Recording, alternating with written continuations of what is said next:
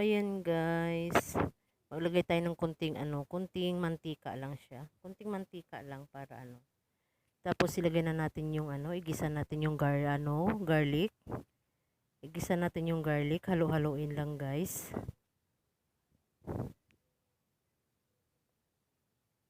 Hanggang sa maging brownish siya. Yung maging medyo tostado siya. Para mabango siya guys, mabango. Isunod na natin yan yung red onion.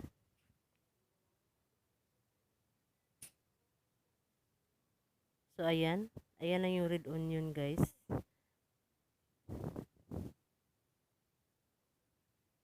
Igisa lang natin siya ng igisa para mahalo siya at pantay yung pagkaano niya guys, pagkaluto.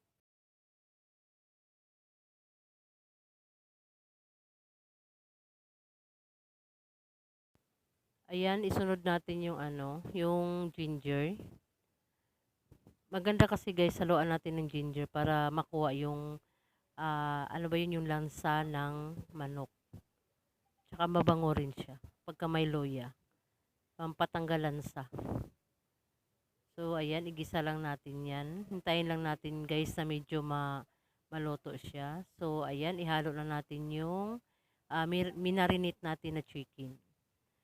So minarinate ko 'yan guys ng yung soy sauce at saka suka. Nilagyan ko 'yan ng soy sauce sa suka at para sumunod yung niya, yung lasa ng soy sauce sa manok. So parang lang, sa tingin niyo guys parang adobo lang siya Pero hindi yan siya adobo guys. May sabaw yan, chicken hinalang. May sabaw yan guys. So ayan, hintayin lang natin na medyo matuyo-tuyo yung tubig. Tsaka medyo lapot-lapot siya. So ayan, lagyan natin ng tubig. So lagyan natin ng tubig konti guys para medyo may sabaw siya. Pero huwag muna nating punuin ng tubig para mabilis lang siya makulo. So ayan, haluin lang natin ng haluin para yung sa ilalim guys hindi siya masunog. So ayan, tinakpan natin. So ayan, kumulo na guys. Tingnan natin. So yan, kumulo. Haluin lang natin ng haluin yan.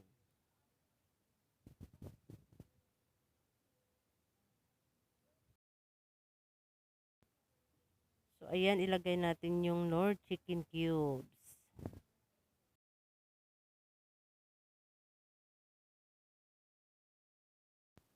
So haluin lang natin guys, haluin lang para nga yung mixture niya is magpantay.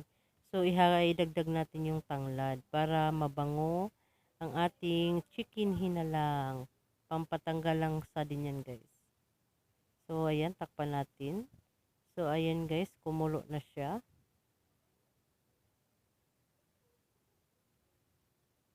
So haluin lang natin ng haluin.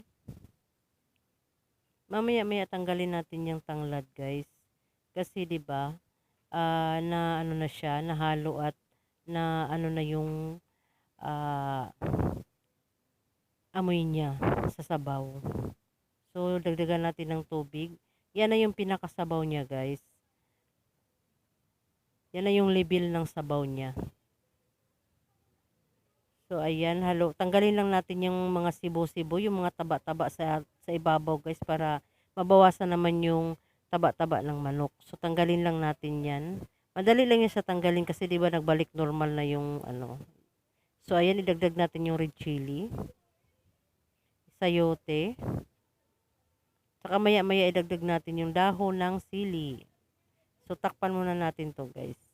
Hintayin natin kumulo. So ayan, kumulo na siya. Nakita nyo ba yung mga bubbles sa taas? So tanggalin din natin 'yan, guys. Para malinis yung ating chicken hinalang. Yung sabaw natin malinis. Wala siyang taba-taba. So ayan, idagdag ko na yung red bell pepper. Haluin lang natin ng haluin guys. Para hindi siya masunog sa ilalim. So ayan, hinalo ko na yung ihalo ko na tong dahon ng sili and then green leaves. So ayan, Haluin lang natin guys at takpan natin yan mamaya tapos hintayin natin kumulo. So ayan na, haluin lang natin ng haluin para magmix lahat. So takpan natin muna guys. So ayan na guys, kumulo na siya. So dagdagan lang natin ng kunting asin. So ayan guys, ready to serve na yan. Pakuluin lang natin ng sandali. Ready for serve na and then ready to eat na guys. So sana'y nabusog kayo sa aking chicken hinalang. So ayan guys, so sa tingin pa lang ulam na. So ayan na guys, ready to serve na. Ready to eating na chicken hinalang. So ayan, like and share, like and comment. And